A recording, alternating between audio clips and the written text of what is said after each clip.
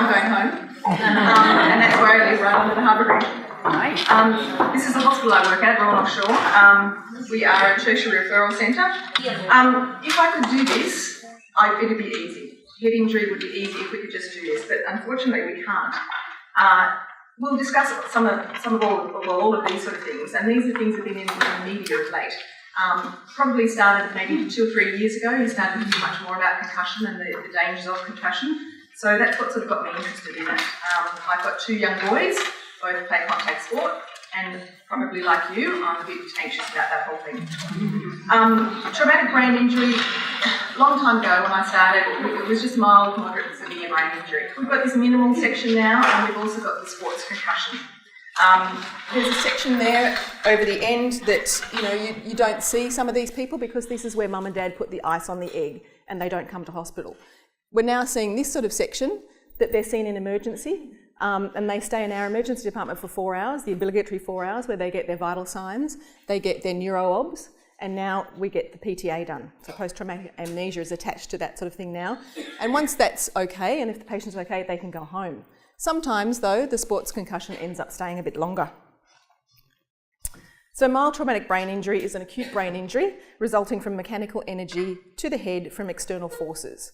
And early diagnosis is important for a better recovery. So what is concussion? It's an injury to the head that may cause instant loss of awareness or alertness for a few minutes or a period of time. It's now thought to be of greater significance, particularly to the school-aged child, and they shouldn't be playing contact sport until until they're completely recovered with no symptoms. It doesn't show up on scans yet, although they're working on that.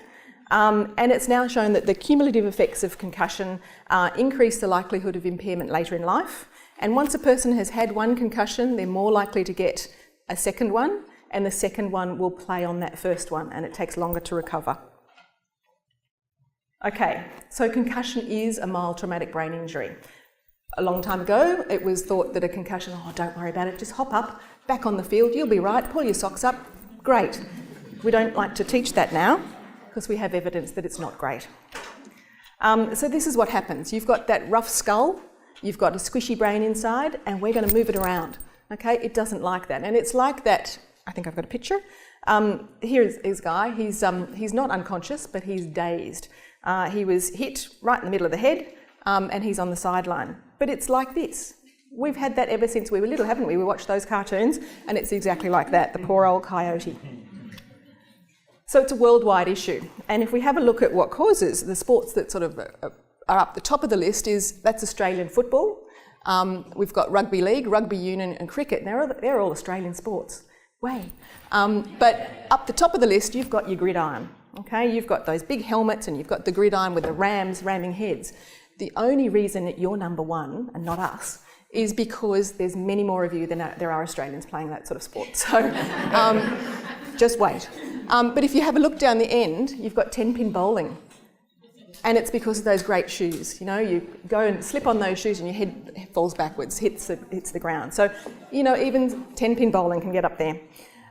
Women have an increased likelihood of concussion versus men in the same sports, but it could be reporting bias. Women like to fill out all the forms. Head and neck size or neck strength could be an issue, or as with everything, could be hormones. The jury's still out on that sort of thing. Anybody from San Francisco, the 49ers? Do you know our friend Jared Haynes? He's the first Australian that actually to be picked for the 49ers for an American gridiron team, and he was officially signed not that long ago. So we're all watching him with intent, so I think he'll be quite good. Ball speed. Look at the speed of those balls, okay? Baseball, 105 kilometres, I couldn't convert it to miles, sorry.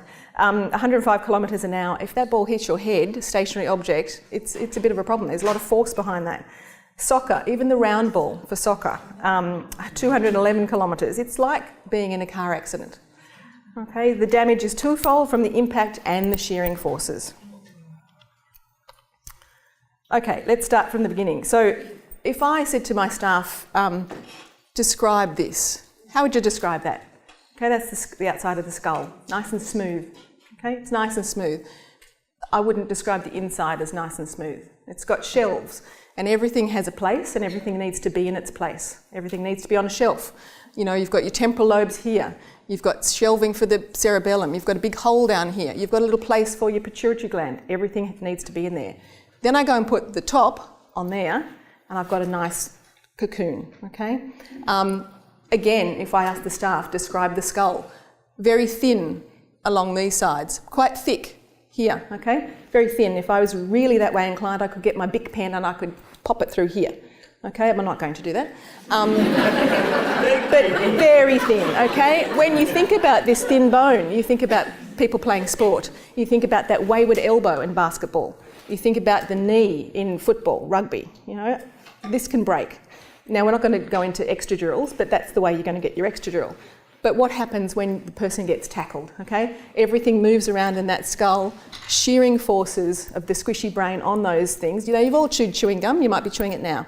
You've all chewed it, you put your finger in your mouth, you twist it round, don't you? Okay, so if you imagine the chewing gum is like a neuron, okay? Neurons don't like to be twisted because you can't get the message from one end to the other then. You've also pulled that chewing gum out of your mouth and stretched it, okay? It gets longer and longer and longer. Longer time for that impulse to get through, or it might break. Those are the sort of things that happen with shearing forces. So here's our shearing force. So, like a tornado happening in here, and we've got a nice axon here, but then we get twisted and the message doesn't get through. So if you have a look at all the signs and symptoms down here, these are signs and symptoms of concussion, but these are also signs and symptoms of anything really neuro. So it is a little difficult. So the main thing that we're looking at now is the mechanism of injury. How did that happen? And what we've done in Australia is we've employed doctors to sit and watch the video feeds of all football games for the weekend and look to see, okay, he might have had something, there's something here, let's pull him out and test him. You know, and they're doing that sort of thing now. So post-traumatic amnesia, what is that? It's one of the stages of recovery after a mild traumatic brain injury of confusion, disorientation. It might last for a couple of hours, couple of days, could last longer. It's a short-term memory dysfunction, so I want to make sure that the patient's short-term memory is okay before I go and discharge them. They can't remember day-to-day events. They can usually remember up to the time of injury, but not sort of much after that. And the length of time in PTA is more significant than the length of time unconscious. So this is where 2012 is sort of where it started to come into our media. And for every person identified with a concussion, there's been many more that haven't been reported because we went through a stage of like players not wanting to report because they wanted to play. And that has a twofold problem. So a lot of media coverage was given, a lot of paper, even shows like Law and Order, SVU, they had concussion in it and they were talking about it. And it came out and into the public domain and a lot of talk was done. So if we look at the dangers of concussion, the brain, as you see in this picture up here, it's very vulnerable. Okay, we like to protect it. It's in that skull because it needs protecting. So if you go and mess with it, shake it up, like a fizzy drink, you shake up the, your soda, the top's going to explode, isn't it? So we don't want that to happen. And again, with your media, your NFL, we don't do that in Australia, but NFL here, there was a lot of work that came out and said, look, you play NFL, there's a lot of depression in your NFL players, there's a lot of suicide, and that's where it started the ball rolling. And, there's two schools of thought about the chronic traumatic encephalopathy, which is time and time again concussion on concussion on concussion, short-term memory loss, depression, these sort of things, and it actually causes some changes in your brain. So if we look at the healthy brain on one side there and the damaged brain on this side here, there's a lot of tau protein that's built up over time with the concussion, and this leads to those sort of symptoms. As I said before, you can't see concussion on a scan, but the future is high definition fibre tracking, and this looks like a nice piece of artwork that we might auction at the silent auction tonight. However, it's not. And what they're looking at doing is seeing here those fibres that have been damaged when the brain has had a concussion. So that's what they're working on, and hopefully we'll have that out soon. So as I said, young brains are particularly susceptible to second impact syndrome. And this is where they've gone back onto the field after a concussion and they haven't been quite ready to go back. They've still got the signs and symptoms. They've still got maybe the blurred vision or the headache and this sort of thing. So they've gone back onto the field before complete recovery has occurred. And it's thought to be due to the loss of autoregulation, so where everything sort of heads south. Mechanism of the cerebral vasculature fail, raised intracranial pressure happens, and herniation syndromes develop. And we had a girl not that long ago playing hockey, and she hit the ball. The ball didn't hit her, she actually fell. And she was dazed, went to the sideline, said, no, I've got to go back on. And it was semi-final time at home, and she went back on the field, and she again came into a collision with other players, not with a stick or a ball or anything, but the players, and she got second impact syndrome, and she died on the field. And she was 17. And I think a lot of the momentum has been through Zach Lysted, and for those of you at the AANN conference a few years ago, his neurosurgeon spoke about him, and this has done great work for your states here, and I believe it's in the 50 states now, where the whole point is you don't go back on the field unless the symptoms have completely recovered. So Australia had an increase in concussions in elite club and school sport, and we started to look at all this too with all this coming out. And we had researchers at the University of Ballarat, and they compared a number of people looking at head injuries that were admitted over the last 9 years. And they found to be an increase across most sports, not just one, but across most of them. And so that called in for everybody regulations about head injuries through all of those types of sport down to school level sport. And we all convened in Melbourne, which is one of the southern capital cities of Australia. And it was the first time I'd been to a sport conference. And normally I go to a conference and I'm kind of dressed like you or dressed a little bit up. And I go there and here I am in a conference with mainly men dressed in tracksuits. And I thought, oh, that's interesting. But it was a worldwide congress. So we had people from the powers that be from your NFL, from your hockey teams as well, that had been down there.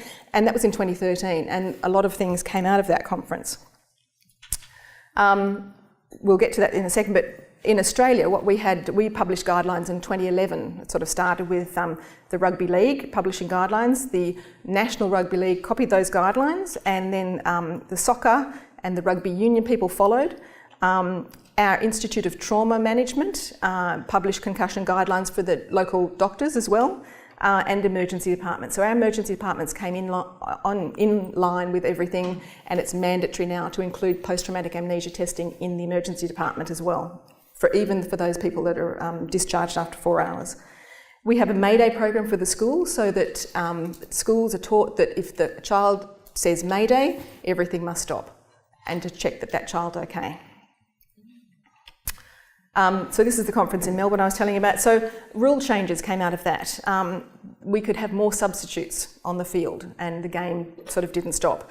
The shoulder charge was outlawed. So people that continued to do that, they were brought off. Clubs lost points, which that's quite interesting when you see that we're going to take points away from you. And there was a lot more education of the players, the coaches, GPs around the area. And it's funny that you have to teach in schools now sportsmanlike behaviour, but probably you know what it's like, parents on the sidelines these days, and it's very cutthroat. And we're trying to teach the kids that this is not okay. There's posters pinned into the grounds at home at school sporting grounds that said, you will be ejected from play if you blah-de-blah-de-blah. You must be sportsmanlike. Helmets and mouthguards we'll get onto, but they're mandatory in all Australian sports now. The SCAT3 is and we'll go into that as well, and the pocket concussion recognition tool came out of this conference as well. And we'll get to those shortly. So you all probably saw the Winter Olympics, and there's a lot of orthopaedic injuries that happen, but did you see this one? This girl, I think she's from the Ukraine, I'm not sure, and she was coming down the ski jump and went to jump, but something happened. Instead of her skis landing backwards and then down, they landed frontwards and then flipped her back. And she hit the back of her head, she flipped and then flipped back up and managed to stay on her feet and finished. However, this is what she was like at the media conference afterwards, and that's her helmet. So, nasty business. Bring me to the helmet debate. We have to wear, in Australia it's law, it has been law for a long time, to wear a helmet when you bike ride. And again, a lot of people don't. A lot of people ride with the helmets with the things not done up.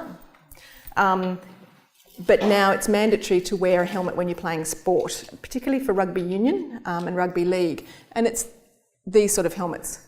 So what are your thoughts on helmets? Do you think it's a good idea? Yes. Yeah? Anybody know that doesn't think it's a good idea? Is it going to protect against concussion? No. No.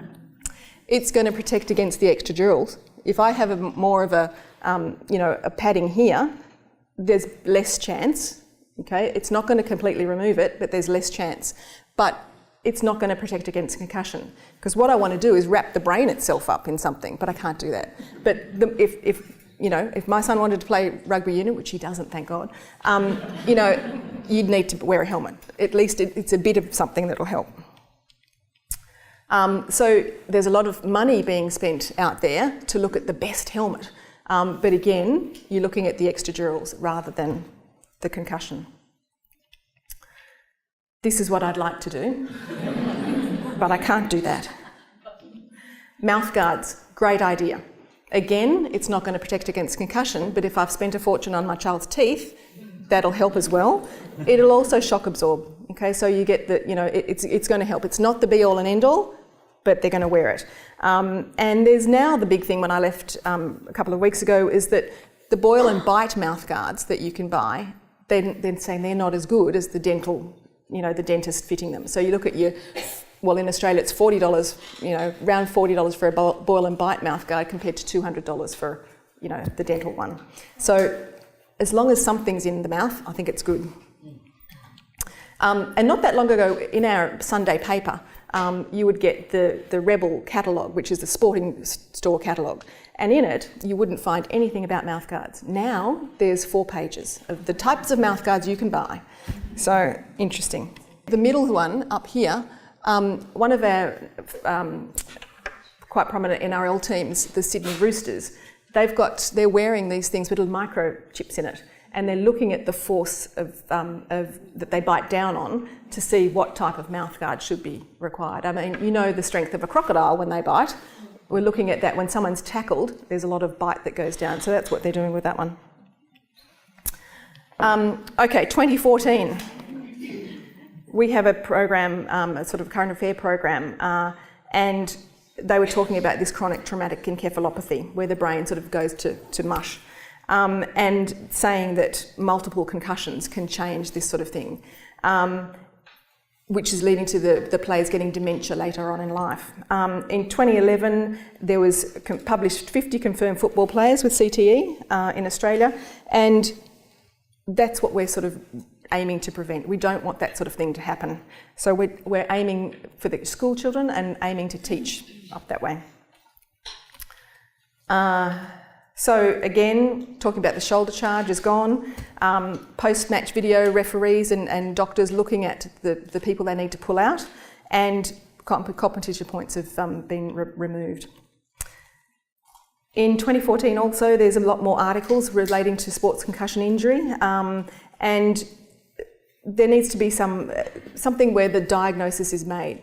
We need to look at the mechanism of injury, make that diagnosis, and then treat accordingly. When can the player return to play? When the symptoms are completely gone. Key components to safe return to play, we need to have some rest. We need to have physical rest and mental rest. So nowadays we need to say, okay, not just you can't watch the television or just limit the time of television, like no social media, no sticking things in your ear and watching your iPhone, all of those added things that we have to play with these days. And a graded program. And we need to program a grade program to school. We need to return them to school first before we return them to sport. So this is one of the forms that came out of that meeting, and this is what we're using now. And it's mandatory in the EDs.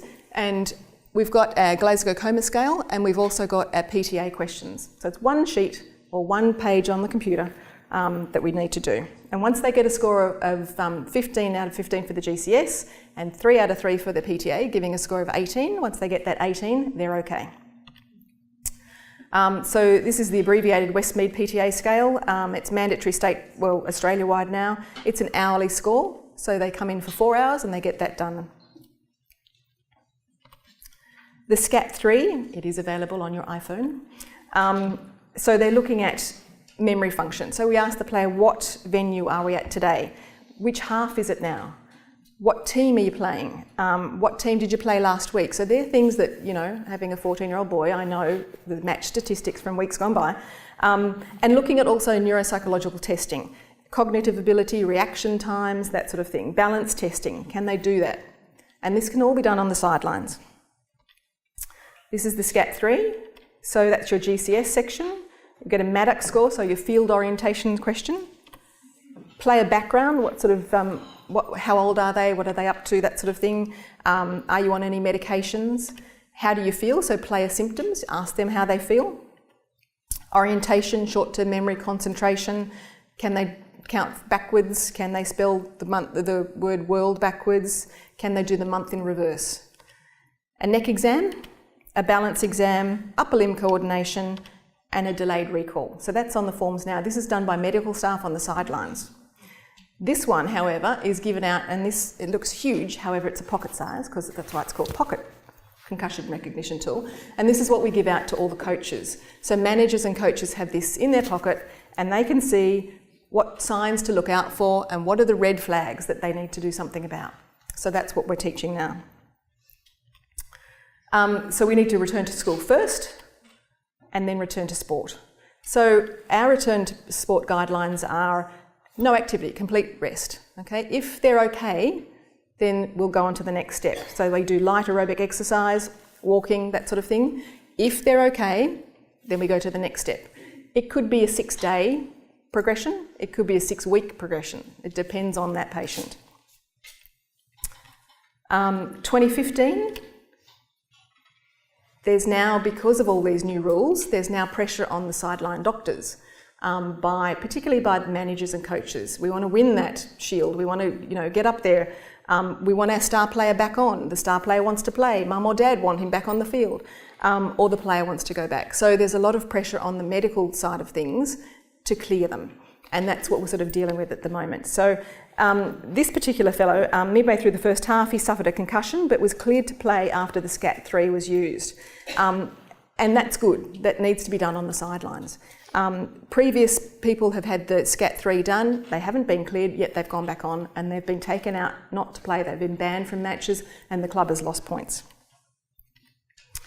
So now, I thought this was interesting. April 2015, US courts approved a potential $1 billion settlement in a class action brought by thousands of former American football players against the NFL, which accused it of covering up the dangers of brain injury. And the settlement is currently under appeal. So these sort of things are coming out now.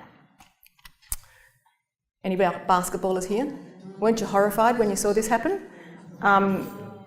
This guy's a hero to my 14-year-old. And when we were watching that, I'm in the background going, oh my God, and they replayed it and they replayed it and replayed it. And I thought, stop.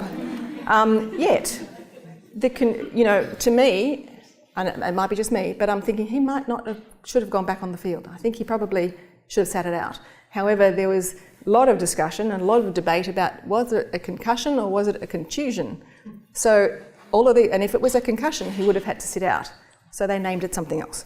I'm not sure. I'll leave that with you. But the point is, I think he's okay. So Rugby study probes concussion impact on the brain. So a lot of studies are being done now in Australia, in New Zealand, down that part of the world, as well as up here, and looking at the changes and what we need to do, what is out there. But what can a neuro nurse do? We had a number of things happening in our hospital, and what we do is we've got a school program where I go out to the local schools in the area, so from kindergarten all the way through to high school, and educating them, looking at prevention programs, looking at what type of surface do they have their playground made of, all of that sort of thing. And it's interesting, Chrissy was talking the other day about how she used to take eggs into the schools and give them something to wrap up that little egg and then drop it.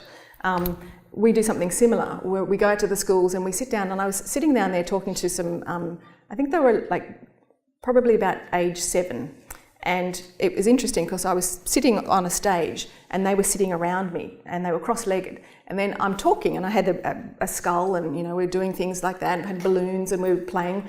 And all of a sudden I realised I'm not talking to like you guys, I'm talking to kids, because I could feel one of them starting to play with the leg of my pants. And they all wanted to tell me about their the time they had a head injury, and this is what happened to my brother, we were doing this, and I was doing that, and I had this, and it was quite interesting. But they were very astute, and if I handed them a skull and said, "What do you see? Describe that," they came out with fantastic. There's shelves, and one part's thinner than the other. I thought, I could employ you. This is fantastic. But it's interesting, and. We have this school program where we go to all of these schools. I talked to the coaches as well as a separate entity from the kids. And I went to one school, and one of the coaches, he would probably be in late 50s. And I'm standing up here and I'm talking to them, and he got up at the end. I said, "Is there any questions?" And he got up in the end. He said, "Missy, you're telling me that you want to change how God's gifted rugby players play rugby." And I went, "No, I'm not trying to tell you how to do that either." But in the beginning, there was a lot of angst between introducing mouthguards, introducing helmets and this sort of thing to that sort of entity that we've always done it this way. Why are we changing it? It's good to get guys biffed up and punching, and that we don't wear the padding that the gridiron players play. So it was a lot of education and a lot of bruising on the forehead and trying to do this sort of thing. And now that guy's come around and he's actually supporting the whole thing as well in his school. But a lot of education had to go on. Identify mechanism of concussion at sporting events, going through that sort of thing, looking at the mechanism of injury. Educating the staff in our local emergency departments, so we go out and do the local emergency departments in our area. As I said, we're a tertiary referral centre. Neurosurgery is not done in or stroke centres are not done in other hospitals in our area. They are brought to us, but they go through emergency departments. So we need to go out there and educate the emergency departments. Also the general practitioners, we need to educate them as well. And school nurses. There's a lot of our staff, or a lot of our schools have nurses because we have kids that stay over. So we need to make sure that the borders are looked after as well. And then educating the parents and the children. So these are some of the schools that we go to. And mandatory headgear and mouthguards for rugby union. Basketball mouthguards are strongly recommended, however that's just been changed to mandatory. And soccer mouthguards are strongly recommended. So the concepts, we want to keep us healthy, play safe, practicing skills of the game through structured sort of drills and that sort of things, teach sportsmanship, discourage unsafe play, be aware of the signs and symptoms of concussion. When in doubt, sit it out. Don't chance it. Encourage and enforce the helmets and the mouthguards. Recognise, remove and refer. So recognise there might have been a concussion, remove them from play, refer them to somewhere and somebody that knows what they're talking about. Some of the school kids said to me, "It's gay to wear a helmet." And I thought, well, you tell it to that guy. And that's what we want to do. Well, all of you need to come down to Australia. It's only a 15 hours flight. Don't worry about it.